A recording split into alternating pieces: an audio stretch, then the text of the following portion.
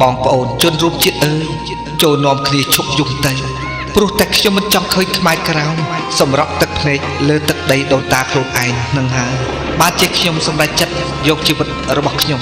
ទៅប្រថុយស្លាប់លើចំណុចពីរយ៉ាងដើម្បីបដូរយកវប្បធម៌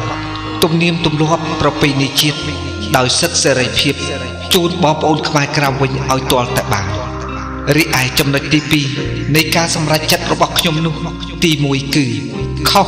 ឈ្មោះថាបរាជ័យទី2គឺត្រូវឈ្មោះថាជោគជ័យបើការប្រថុយរបស់ខ្ញុំធ្លាក់ចំលើចំណុចខុសឈ្មោះថាបរាជ័យបានសេចក្តីថា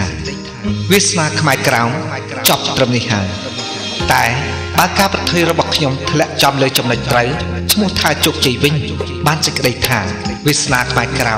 នឹងមិនសាបសូន្យជាដាច់ខាតអស់សង្គយម្នាក់នៅមានសង្គយរាប់លានអ្នកទៀតកើតដើម្បីស្វែងរកពន្លឺអមតៈខ្ញុំជឿហើយសង្ឃឹមយ៉ាងមុតមមថាថ្ងៃមួយខ្មែរក្រៅនឹងទាមទារនៅអ្វីៗដែលបាត់បង់បានមកវិញទាំងអស់ជាមិនខានឡើយដូច្នេះសូមបងប្អូនរួមជាតិទាំងអស់ខំថែរក្សានិងការពារនៅអ្វីដែលសេសសល់ឲ្យបានគង់វង្សរហូតដល់ថ្ងៃមួយនោះមកដល់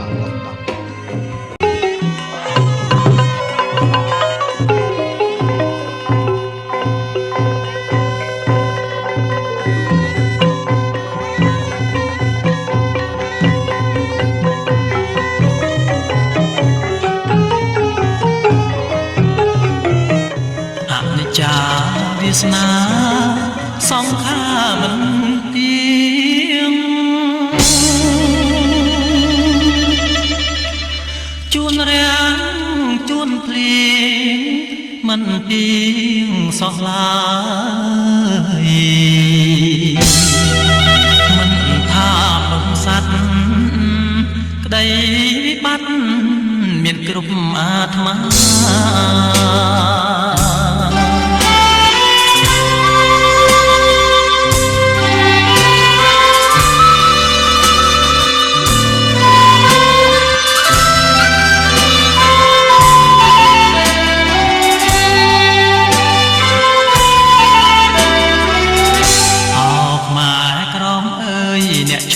សោកា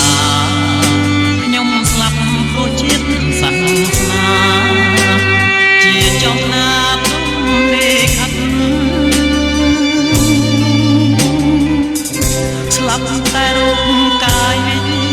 នៅចិត្តរក្សាការពារញាតិមិត្តស្មោះមិនស្ដាយសង្ខាខ្ញុំហូបដូរសិទ្ធសេរីដងខ្លួនជូនញាតិប្រុសស្រីក្បាលថ្លៃនោះជាសាសនាបំណាច់នឹងស្លាប់ក្បាលក្លាំងពីស្មារីករាយស្លាប់ជុំខែមរាស្ដាត្រាំងមានសាវតា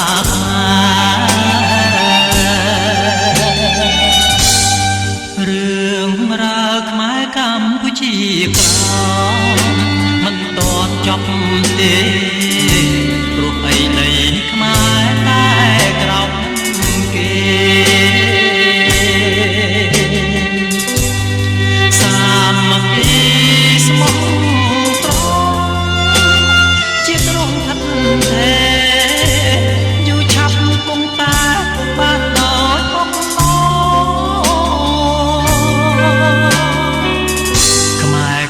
់មានឈ្មោះពូជអ្នកចំបាំងស៊ូស្លាប់មិនចំនងខ្វាំងប្រឆាំងមិនដើរចំញោ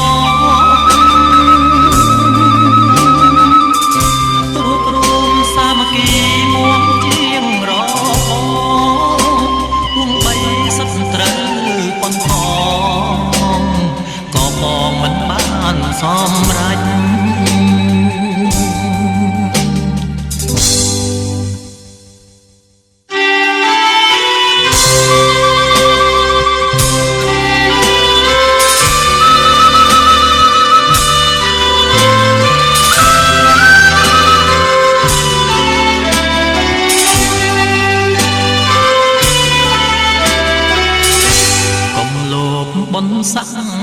ទាំងសុទ្ធត្រូវសាស្រីល្បែងវងវែងនាំទៅរកជ្រុំមរណៈកុំក្បត់ចិត្តឯងសំឡាប់មិត្តភក្តិអង្គខ្លួនជាប់ក្នុងអន្ទាក់លាក់ជ្រុំនររូបអើវិជ័យកុំចាញ់ល្បិចខ្មាំងខ្ចីដៃប្រហា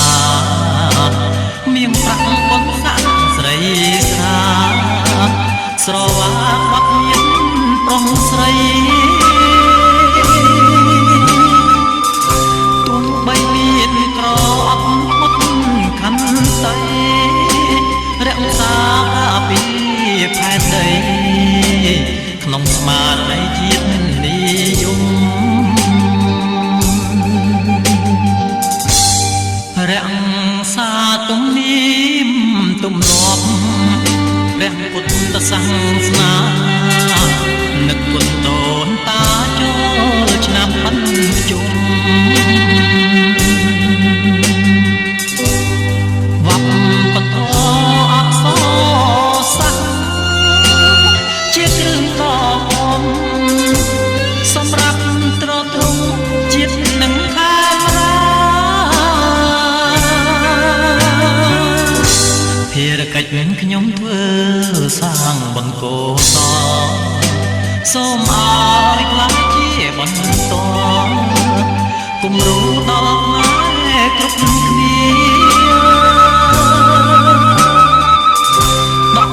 អារម្មណ៍គ្រប់ពេលវេលាទៅមុខរួមកំឡើងនេះប្តឹងទាមទារវិញឲ្យបាន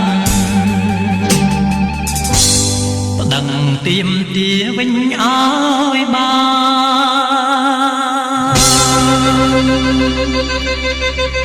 ទាមទារវិញឲ្យ